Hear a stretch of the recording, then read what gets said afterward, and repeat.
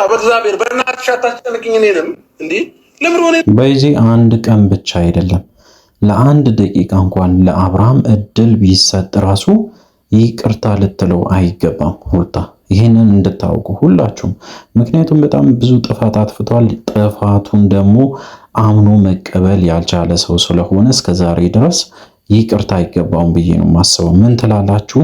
በተለይ ለዚህ ቻናል አዲስ ከሆናችሁ ከወዲሁ ሰብስክራይብ አድርጉ። አዳዲስ ቪዲዮ በዚህ ጉዳይ ላይ እንመለከታለን። የምታስጨንቅኝ ቆይ በቃ ታዩ በቃ የነገን ቀጠሮ ተሰጥቶናል አይደል? ሄደን በቃ አሁን አብርሃም የሚያስበው ነው የሚናገረው። በጭራሽ ግን ሊሆን አይችልም። የእውነቴን ነው የምላችሁ። ካደረገችም ሩታ ሁላችንም ቅር ይለናል። ምክንያቱም እስከ ዛሬ ድረስ እንግዲህ ሲለመን እንደዛ ስትለምነው በተለይ ቤተሰብም ጭምር ለምኖታል አብርሃምን እባክን ተብሏል። እምቢ ብሎ ግግም ብሎ ዛሬ ላይ መጥቶ እሷን መለመኑ ማለት እንግዲህ ያው ላለመታሰር የሚፈልገው ወይም ደግሞ የሚያቀርበው አጀንዳ ነው እንጂ ለእሷ አስቦ አይደለም። አሁንም ክሱን ተይ የሚላት ለእሷ አስቦ ሳይሆን ለራሱ ህይወት ተጨንቆ ነው። ለቤተሰቡ ማይጨነቅ፣ ለሚስቱ ማይጨነቅ፣ ለልጁ ማይጨነቅ፣ ለሁሉም ሰው ማይጨነቅ ያየነው አብርሃምን ነው። ስለ ራሱ ጉዳይ ብቻ ነው እዚህ ጋር የሚያወራ። ስለተከሰሰ ብቻ ነው የሚያወራ እንጂ ከዛ በኋላ ያለውን ነገር እንኳን አላሰብም። የሩታን ህይወት አላሰብም። ከዚህ በፊትም በተደጋጋሚ ስንናገር ነበረ። አብርሃም ጥሩ ሰው ነው፣ አብርሃም እንደዚህ ነው ብላችሁ የምታወሩ በጣም ብዙ ሰዎች አላችሁ። እባካችሁን እንደዚህ አይነት ጤነኛ ያልሆነ ነገር እያደረገ አብርሃምን መደገፍ ማለት ምን ማለት እንደሆነ እንግዲህ ፈጣሪ ነው የሚያውቀው። ወራችኋለን በቃ በራሳችን መንገድ እንግባባለን። ወረቀቱን ትቼዋለሁ ማለት እኮ ከአንቺ የሚጠበቅ የሚገርማችሁ በቃ አብርሃም አንዳንዴ ይቀልዳል። እንዴት ትግባባላችሁ? ሽማግሌ ሁሉም ሰው በተሰበሰበበት ተገናኝታችሁ አንድም ቀን እንኳን ተስማምታችሁ አታውቁም። ይህንን እኮ ሩታ በደንብ ታውቃለች። እንዳውም ሩታ አሁን ላይ ኮንፊደንስ ሊሰማት ይገባል። በደንብ ቆፍጠን ብላ በቃ አይመለከተኝም፣ አንድ ጊዜ ከስሻለሁ፣ ይህንን ጉዳይ ደግሞ በፍርድ ቤት መሄድ አለብን ወይም ደግሞ በሕግ ደረጃ መታየት አለበት ብላ ቁርጠኛ ሆና ብትናገር በእርግጠኝነት አብርሃም እስር ቤት ተበሰብሳለህ። የምታደርገው ነገር እጅግ በጣም የሚያስጠላ ስለሆነ አሁንም ቢሆን የተሰጠ እድል አንድ ቀን ተሰጥቶ ከሆነ የእውነት እንደዛ ከሆነ እድልን ለጥሩ ነገር ተጠቀም። እቺን እድልን አታበላሽ። አብርሃም ሁሌ እነግርሃለሁ፣ ሁሌ አትሰማም። እባክህን የምታደርገውን ነገር በማስተዋል አድርግ። ሩታ እኮ አንተ ብትቀየር እንኳን ልትከስ አይደለም ለአንተ ጥብቅና ትቆማለች። በእርግጠኝነት ሰው እንኳን ቢከስ ራሱ ለአንተ ጥብቅና ቆማ የምትከራከርልህ ሴት ሩታ ናት። በእርግጠኝነት ነው የምናገረው እንጂ እዚህ ደረጃ ያደረሳት ነገር እንደዚህ አይነት ጨካኝ የሆነችበት ምክንያት በደንብ አድርጋ እንግዲህ ብዙ ነገሮችን ስለተረዳች ወይም ደግሞ አንተ በደንብ አድርገ እሷን ስላስቀየምካት ህይወቷን ስለበጠበጥክ በጣም ብዙ ግፍ ነገር ስለሰራባት ነው እንጂ በጭራሽ እንደዚህ አይነት ባህሪ ያላት ልጅ አይደለም። ሁላችንም እናውቃለን በዚህ ጉዳይ ላይ። በቃ ይሄ ነው በቃ። ለምን ታስገድጂኛለሽ? እኔ በራሳችን መንገድ የምንግባባው ልክ ህግ ጋር ሲደርስና ነገሩ ህግ ሲይዘው ከዛ ደግሞ ነገሩ ከበድ እንደሚል ሲገባ ትክክል ናት። በቃ የእውነት ትክክል ናት። እዚህ ደረጃ ደርሰ በራሳችን መንገድ እንግባባለን። ሩታ ተይ ሁሉም ነገር ምን ማለት ነው? እሷ እኮ ልጅ አይደለችም። ትላንትና አንተ ያገኘ ልጅ አይደለችም። ትላንትና ስለወለድክ ዛሬ ላይ መካሪ ለመሆን አትሞክር። ሁላችንም እናውቃለን። አብርሃም ጨቅላ ልጅ ነው ገና። እንዳውም የወለደው ልጅ ትንሽ ቆይቶ አብርሃምን ይበልጣል። በእርግጠኝነት ነው የምነግራችሁ። በአስተሳሰብ ደረጃ ሕፃን ልጅ የማያስበው አብርሃም ያስባል። ስለዚህ አልበሰለም፣ ብዙ ነገር ይቀርባል። ሕፃን ብቻ ሳይሆን ደግሞ ተንኮልም አለበት። አብርሃም እጅግ በጣም ተንኮለኛ ነው። ያንን ነገር ነው አሁንም እንግዲህ እያንጸባረቀ ያለው። አቤልና ብሩክ እንደታሰሩ ሰምቻለሁ። በዚህ ሁላችሁም ያልሰማችሁት ነገር አቤልና ብሩክ እንደታሰሩ ሰምተናል። ስለዚህ ጉዳይ በደንብ ቪዲዮ እየሰራሁላችሁ ነው። ቶሎ ለማድረስ ሞክራለሁ። እያንዳንዱን ነገር አንስቼ የምነግራችሁ ወደ ሄርሜላም ይሄዳል ይሄ ጉዳይ። ምክንያቱም እንግዲህ ሄርሜላም ትጠየቃለች።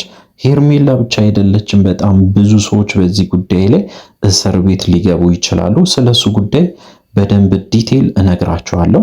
እንግዲህ አሁን ላይ ያለው የአብርሃም ማንነት በደንብ ፍጥጥ ብሎ እየታየ ነው። እንግዲህ እሱ ብቻ አይደለም፣ እኔ በጣም ያረካኝ ነገር ሩታ ባትከሰው ኑሮ ይሄ ልጅ ወደ ላይ ነው የሚሸና፣ እኛ ላይ ነበር የሚሸና።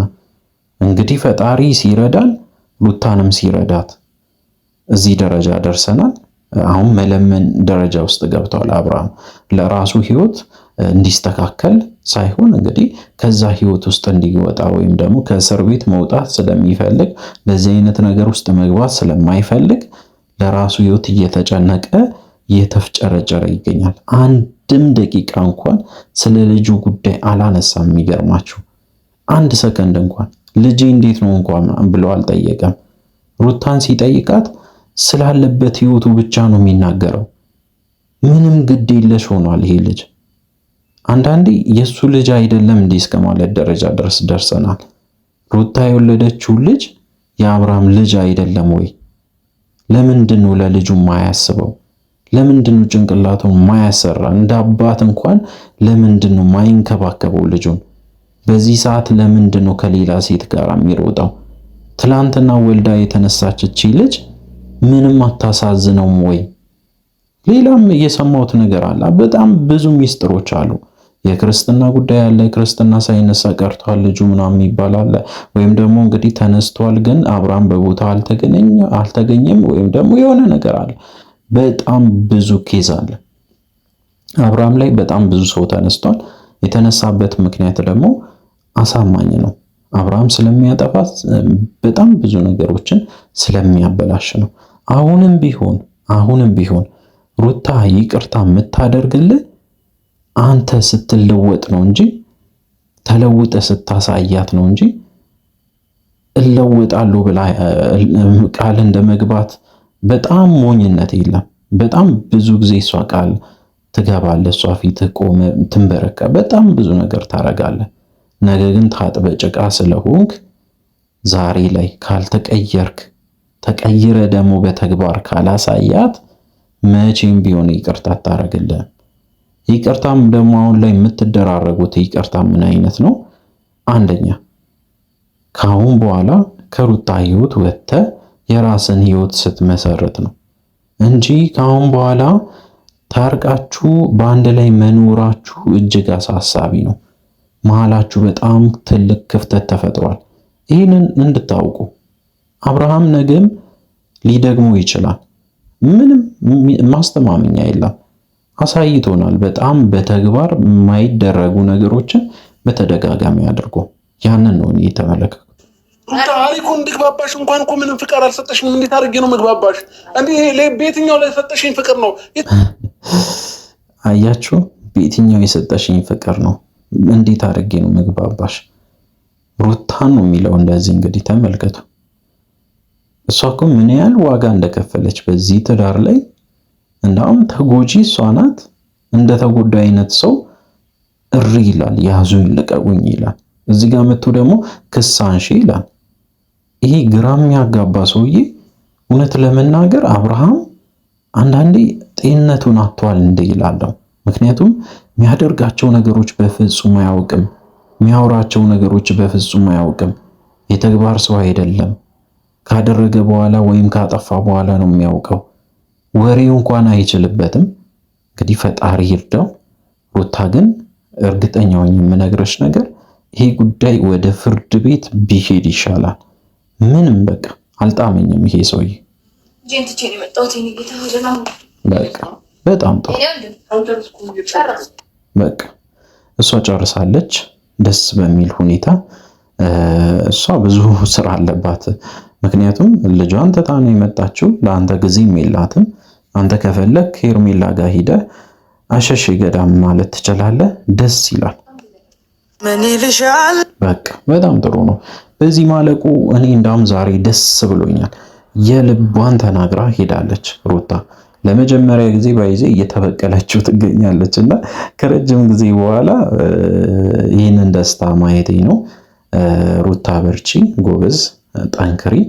ሁላችንም ከጎንሽ ነን። በተለይ የኔ ቤተሰቦች የሆኑት በሙሉ እዚህ ላይ የቻናሌ ቤተሰቦች የሆኑት በሙሉ የአንቺም ቤተሰብ ናቸው። አንቺንም ሰፖርት የሚያደርጉ ነው። ስለዚህ ነገ ምን ይፈጠራል? ነገ ፈጣሪ ያውቃል የሚፈጠረውን ነገር። ግን እኛ ሁሌ ከጎንሽ እንደሆን ለመናገር ፈልጋለሁ። ሁላችሁም እንግዲህ ለዚህ ቻናል አዲስ ከሆናችሁ በዚህ አጋጣሚ ሰብስክራይብ ማድረግ እንዳይረሳ። አዲስ ካልሆናችሁ ሐሳባችሁን ኮሜንት ስር አስቀምጡልን። በሚቀጥለው ቪዲዮ እስከምንገናኝ ድረስ በያላችሁበት ጤናና ሰላም ይሁንላችሁ።